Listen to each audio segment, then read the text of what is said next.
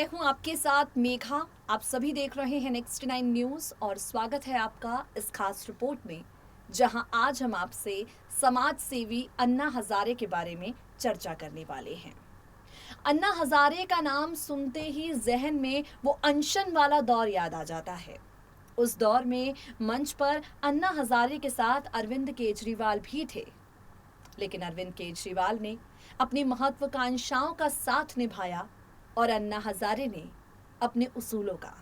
अरविंद केजरीवाल जो अनशन पर उतरे थे, वो अनशन छोड़कर दिल्ली की सियासत में उतर गए और अन्ना हजारे ने पहले से ही कहा था कि राजनीतिक कीचड़ में मुझे नहीं जाना है, जनता के हित के लिए अनशन करना है। वो आज तक अपनी बात पर पूरी तरह से खड़े हैं।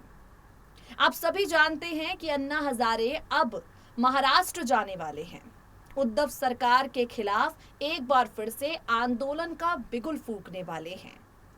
अन्ना हजारे एक ऐसी शख्सियत हैं जिन्हें देखकर देश का जो युवा है, उसके भीतर भी देशभक्ति और राष्ट्रवादी भावना घर कर जाती है। अन्ना हजारे की शख्सियत, उनके विचार जनता को, खासकर युवाओं को काफी ज्यादा प्रभावित करते हैं। कैसे राजनीति का चोला ओढ़े बिना भी देशभक्ति जताई जाती है, ये कोई अन्ना हजारे से सीखे। अन्ना हजारे का नाम सुनते ही लोगों के जहन में एक सवाल ये भी उठता है कि आखिर उन्होंने शादी क्यों नहीं की, आखिर क्यों अन्ना हजारे ने ताउम्र कुंवारे रहने का फैसला किया। अन्ना हजारे की शादी को लेकर सोशल मीडिया पर बहुत ज्यादा जानकारियां भी उपलब्ध नहीं है, लेकिन हम आपके लिए कुछ एक्सक्लूसिव जानकारियां वो लेकर आए हैं जिनसे आप आज से पहले अनजान ही थे। अन्ना हजारे खुद बताते हैं कि उन्होंने शादी क्यों नहीं की। कौन है वो शख्स जिसने अन्ना हजारे की सोच पर इतना गहरा प्रभाव छोड़ा कि अन्ना ने पारिवारिक ये जो फेज होता है उसमें ना शामिल होने का फैसला किया और शादी कभी नहीं की। कैसे अपने मन को विचलित होने से रोकने के लिए अन्ना हजारे मंदिरों में जाया करते थे। जिस अन्ना हजारे ने खुद शादी नहीं की, वो आखिर क्यों युवाओं को पहले शादी करने और फिर राजनीति में प्रवेश करने की नसीहत देते हैं। अन्ना हजारे की शादी और उनके कुंवारेपन पर ही हमारी एक रिपोर्ट है जो हमने तैयार की है, आपको दिखाएंगे। आप इस रिपोर्ट को देखिए, समझिए, सुनिए जरा। समाज सेवी अन्ना हजारे एक बार फिर से सुर्खियों में छा गए हैं। महाराष्ट्र सरकार के खिलाफ महाराष्ट्र में लोकायुक्त कानून बनाने की मांग को लेकर अन्ना हजारे 9 अगस्त से आंदोलन करने की बात कह चुके हैं। अन्ना हजारे ने उद्धव सरकार के खिलाफ आंदोलन का बिगुल फूंक दिया है।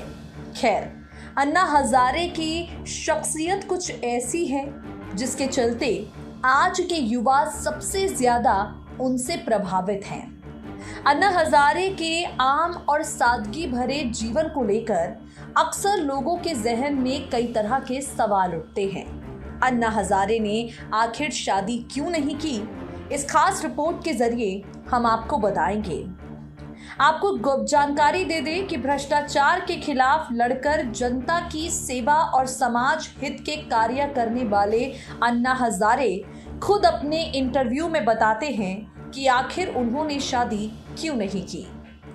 गौर हो कि अन्ना हजारे को बहुत कम उम्र में इस बात का एहसास हो गया था कि उन्हें देश हित में, जनता हित में कुछ काम करना है।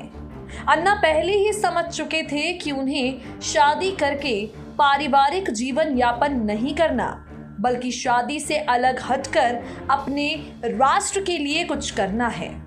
बस फिर क्या था, जैसे जैसे अन्ना हजारे ने देशभक्त भगत सिंह, राजगुरु के कुर्बानियों के बारे में समझा, जैसे जैसे अन्ना हजारे ने जाना कि भगत सिंह, राजगुरु, इंकलाब जिंदाबाद के नारों के साथ फांसी पर चढ़ गए, अन्ना खुद बताते हैं कि उन्हें इन सब से प्रेरणा मिली। उन्होंने इन सब से देशभक्ति की परिभाषा सीखी और शादी नहीं की। अन्ना हजारे बताते हैं कि अगर मैं शादी कर लेता तो जनता की सेवा कभी कर ही नहीं पाता। मैं मंदिर में रहने लगा, परिवार से दूर होने लगा, जहां मुझे सुख शांति मिलती थी। मंदिर में मैं वहां सुख शांति पाता जो लखपति लोगों को भी नहीं मिलती थी। मंदिर में रहकर मैंने अपनी जिंदगी को कुछ इस तरह का बना लिया कि शादी करने का मेरा मन कभी नहीं बना। आपको बता दें, अन्ना हजारे का अनशन आज भी लोगों को याद है। इस अनशन के बाद जिस तरह से अन्ना हजारे की रैली से अरविंद केजरीवाल चमके, हर कोई ये बात जानता है। आपको बता दें, आज कई ऐसे लोग हैं जो प्रधानमंत्री नरेंद्र मोदी पर सवाल उठाते हैं, लेकिन सच तो ये है कि अन्ना हजारे पारिवारिक मोह से दूर रहकर जनता की सेवा करने की इच्छा अपने मन में कम ही उम्र में पाल बैठे थे। सामाजिक कार्य अन्ना हजारे खुद तो अविवाहित हैं, लेकिन वो राजनीति में आने की इच्छा रखने वाले लोगों को सलाह देते हैं कि पहले विवाह कर लें, उसके बाद ही राजनीति में आए। युवाओं को अन्ना हजारे कहते हैं कि वो उनका अनुसरण ना करें और अविवाहित नहीं रहें, क्योंकि बेदाग जीवन जीना मुश्किल होता है। अन्ना हजारे कहते हैं कि युवाओं को एक परिवार बनाना चाहिए तथा विचारों एवं कार्यों की शुद्धता रखनी चाहिए। अविवाहितों के लिए मेरा संदेश ये है कि विवाह करें। मैं नहीं चाहता कि जो लोग राजनीति में आना चाहते हैं वो मेरी राह पर चले और विवाह ना करें।